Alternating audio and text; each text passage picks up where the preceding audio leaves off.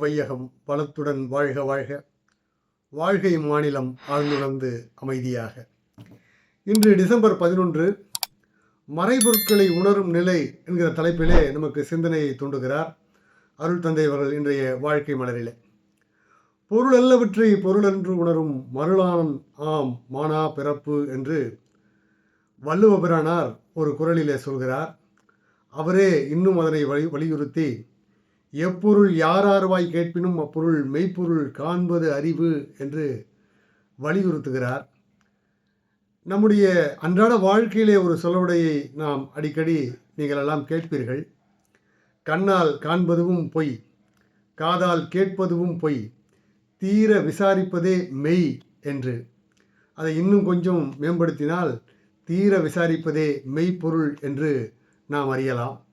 அந்த வகையிலே இன்றைக்கு அருள் தந்தை அவர்கள் சொல்லும்போது, ஐம்பொறிகள் இருக்கின்றன அல்லவா, நம்முடைய ஐம்புலன்கள் என்று சொல்கிறோமே, அதன் மூலம் உணர்கிற செய்திகள் எதுவாக இருக்கிறது என்றால், பஞ்ச பௌதிக பொருட்களிலே நிலம், நீர், நெருப்பு, காற்று என்கிற இந்த நான்கினை நம்முடைய 5 பொறிகளை கொண்டு நம்மால் உணர்ந்து கொள்ள முடிகிறது.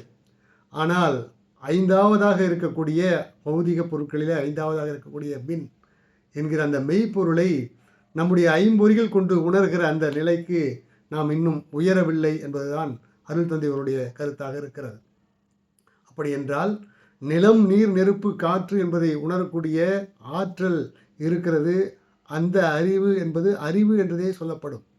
ஆனால் அதையும் தாண்டி விண் அல்லது மெய்ப்பொருள் பற்றிய அறிவும், அந்த விண் ஆனது தன்னுடைய சுழற்சியால் உண்டாக்கிய காந்த அலை, அந்த காந்த அலையினால், அந்த காந்த அலை சுழற்சியினால் உருவாகின மன அலை சுழல், இவையெல்லாம் அறிந்து கொள்வதற்கு 5 பொறிகள் போதாது. அதற்கும் மேலே தீர விசாரிக்க வேண்டும். அதற்கான அறிவு மனிதனுக்கு அமையப்பெற்று இருக்கிறது என்பதுதான் அற்புதம். அந்த அறிவினைத்தான் அருள் தந்தை அவர்கள் பகுத்தறிவு என்று கூறுகிறார்கள். அருள் தந்தை அவர்கள் ஒருபடி மேலே போய் பகுத்தறிவு, தொகுத்தறிவு என்று 2 வகையாக பிரித்து ஆளுகிறார்.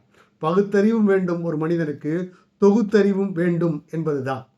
அப்படி என்றால் அந்த மன அலைச்சூழல் குறைத்தான் அந்த பகுத்தறிவு நமக்கு வேலை செய்யும்.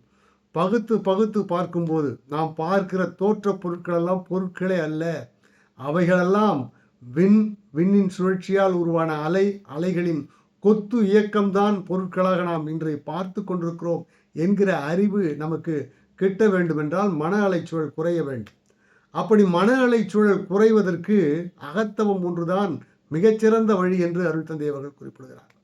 அகத்தவம் செய்வதனால் என்ன ஆகும் என்று கேட்டால், beta wave, alpha wave, theta wave, delta wave என்று சொல்வார்கள். அந்த பீட்டா வேவில் எப்பொழுதும் மனித மனம் இயங்கிக் கொண்டிருக்கும். தினசரி வாழ்க்கையிலே நாம் ஈடுபடுகிற போது அந்த அலைச்சூழல் வேகம் என்பது இயல்பாகவே 14 to 40 என்று வினாடிக்கு அலைச்சூழல் வேகம் இருந்து கொண்டிருக்கும். அந்த அலைச்சூழல் வேகிலே பொருட்கள் பற்றிய அறிவு விளங்கக்கூடும். ஆனால் அந்த அலைச்சூழல் வேகம் ஆல்ஃபா நிலைக்கு உயர வேண்டும், தீட்டா நிலைக்கு அது மேலும் உயர வேண்டும் என்பது இங்கே மன அலைச்சூழல் குறைய வேண்டும் என்பது பொருள். அப்படி மன அலைச்சூழலானது டெல்டா, தீட்டா, டெல்டா என்று வரும்பொழுதுதான் அந்த மன அலைச்சூழலில்தான் இந்த மறைப்பொருட்கள் எல்லாம் உணரக்கூடிய நிலை நமக்கு கிட்டும் என்று அருள் தந்தை அவர்கள் சொல்லுகிறார்கள். அதற்கு அகத்தவம் சிறந்த சாதனை என்றும் வலியுறுத்துகிறார்கள் என்கிற அந்த செய்தியோடு இன்றைய சிந்தனையை நிறைவு செய்கிறேன். வாழ்க வளமுடன்.